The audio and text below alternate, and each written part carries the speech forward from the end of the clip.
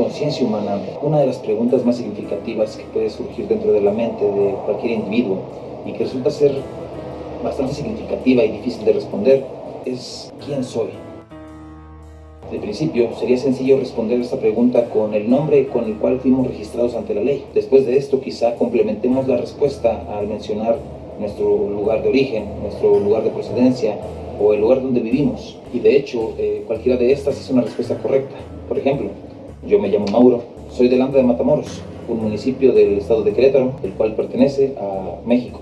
Pero detrás de estas respuestas hay un sinfín de connotaciones que engloban al significado de ser mexicano. Signos que no hacen falta verbalizar para que los demás entiendan o comprendan o puedan darse así una idea de a qué se refiere esta respuesta. Estos significados hacen referencia a ciertos elementos que construyen la identidad, no solo personal, sino también la identidad colectiva de un grupo social.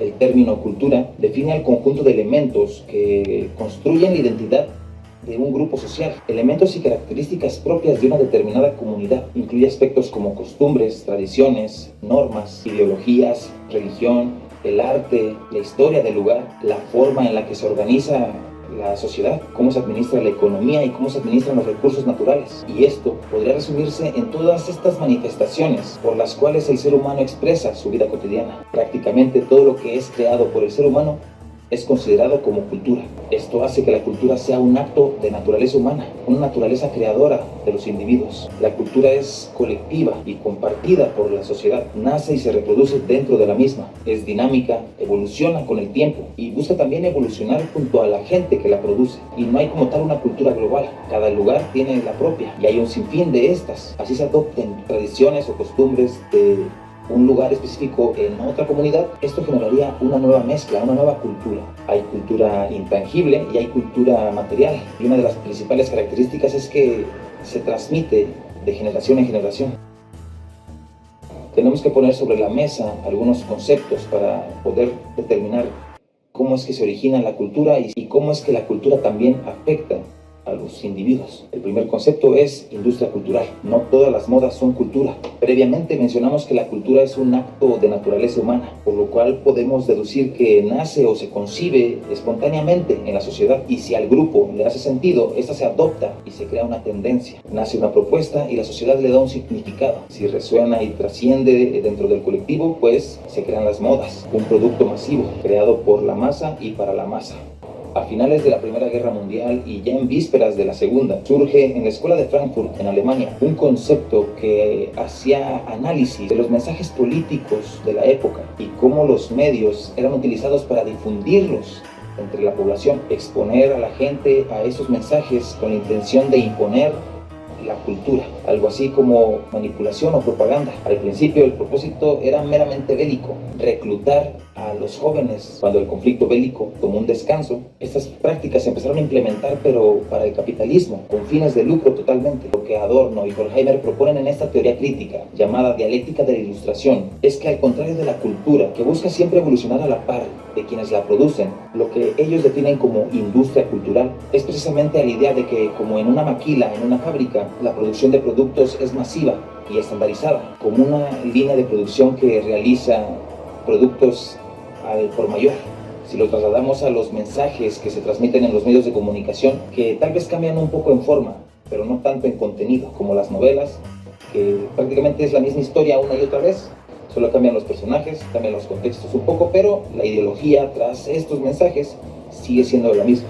En la actualidad podemos observar cómo la sociedad se ha inclinado más hacia el concepto de sociedad de consumo, una ideología que fomenta el consumo excesivo e innecesario de productos o servicios que ofrece la hegemonía, los cuales nos venden una gratificación basada en el estatus, en el valor que nos dan frente a nuestros semejantes, lo que busca imponerse realmente a la verdadera cultura, la cultura dominante y la contracultura. La cultura dominante es aquella que es adoptada por la mayoría del grupo social. Actualmente se tiene una visión bastante radical o exagerada de lo que hace la contracultura, buscando siempre la evolución humana. Sin embargo, al contrario de cómo se piensa, la contracultura siempre ha tenido un origen dentro de las minorías, aquel sector que no es tan favorecido por la cultura dominante. Y aunque una sea antítesis de otra, el propósito de la contracultura siempre ha sido que la cultura dominante los reincida en la sociedad, que los integren, para así formar una nueva cultura dominante. Sin embargo, podemos notar que la cultura dominante durante muchos años ha estado estática. Ya no vemos actos de contracultura tal y como lo podría haber sido el movimiento hippie en los años 60,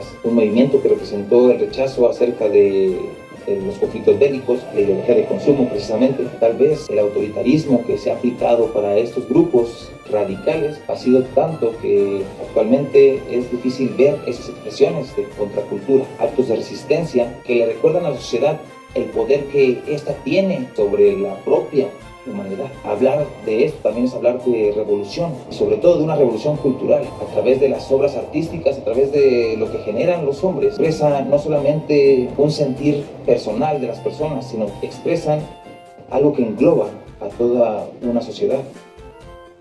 Esta guerra entre conservadores y liberales es una guerra que se ha librado durante mucho tiempo y al final de cuentas es el proceso natural de la sociedad. Una generación muere junto a sus ideas y nuevas generaciones toman ahora las riendas de la sociedad. Los que al principio eran los liberales pasan ahora a ser conservadores, buscan prevalecer su orden social, pero tarde o temprano se van a ver desplazados por el paso del tiempo. Un cambio inminente y necesario. Al final del día, ¿quién genera la cultura? ¿Es la sociedad quien genera la cultura?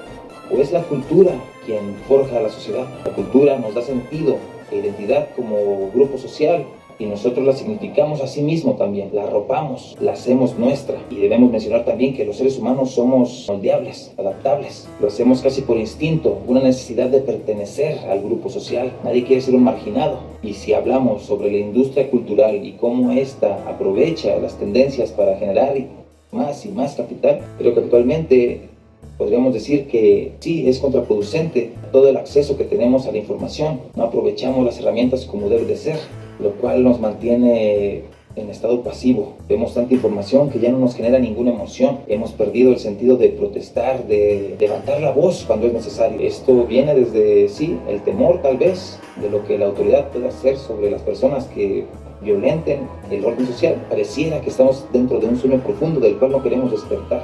Sin embargo, al contrario de lo que se piensa de la generación Z, al decir que es una generación perdida en consumismo tecnológico, la mal llamada generación de cristal, creo que representa realmente un despertar dentro de la sociedad, un despertar necesario que, aunque nos cueste trabajo aceptarlo, se trata de un cambio inminente que tarde o temprano iba a pasar. Es un poco difícil para las generaciones más longevas el soltar las riendas de lo que algún día controlaron, pero no es un proceso al cual se pueda negar la sociedad. Y sobre las discusiones que se están teniendo hoy en día, digamos, acerca de ideología de género, acerca del lenguaje inclusivo, pues son parte de la ideología que se defiende hoy en día y tarde o temprano tienen que ser adoptados por la cultura dominante. No podemos negarnos al proceso porque sería también negarnos a nuestra propia evolución. El tiempo te lo hará saber, tal vez cuando estés muy viejo o quizá cuando mueras.